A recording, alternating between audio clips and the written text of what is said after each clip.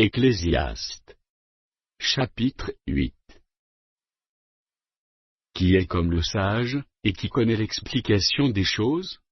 La sagesse d'un homme fait briller son visage, et la sévérité de sa face est changée. Je te dis, observe les ordres du roi, et cela à cause du serment fait à Dieu.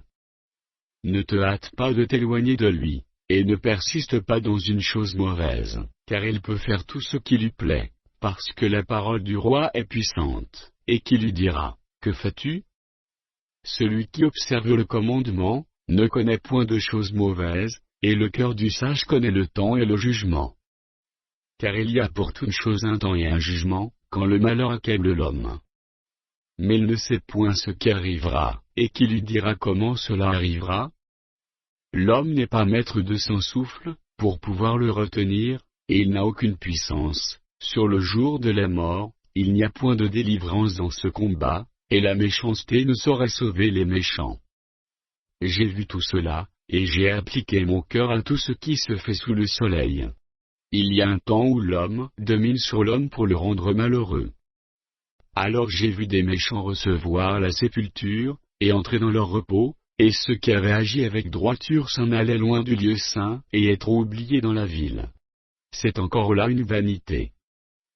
Parce qu'une sentence contre les mauvaises actions ne s'exécute pas promptement, le cœur des fils de l'homme se remplit en eux du désir de faire le mal. Cependant, quoique le pécheur fasse 100 fois le mal, et qu'il y persévère longtemps, je sais aussi que le bonheur est pour ceux qui craignent Dieu, par ceux qui ont de la crainte devant lui.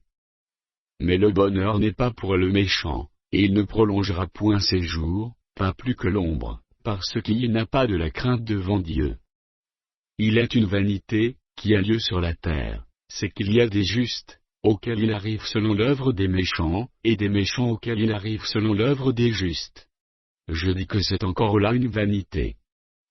J'ai donc loué la joie, parce qu'il n'y a de bonheur, pour l'homme sous le soleil, à manger, à boire et à se réjouir, c'est là ce qui doit l'accompagner au milieu de son travail, pendant les jours de vie, que Dieu lui donne sous le soleil. Lorsque j'ai appliqué mon cœur à connaître la sagesse, et à considérer les choses, qui se passent sur la terre, car les yeux de l'homme ne goûtent le sommeil ni jour ni nuit, j'ai vu toute l'œuvre de Dieu, et j'ai vu que l'homme ne peut pas trouver ce qui se fait sous le soleil, il a beau se fatiguer à chercher, il ne trouve pas, et même si le sage veut connaître, il ne peut pas trouver.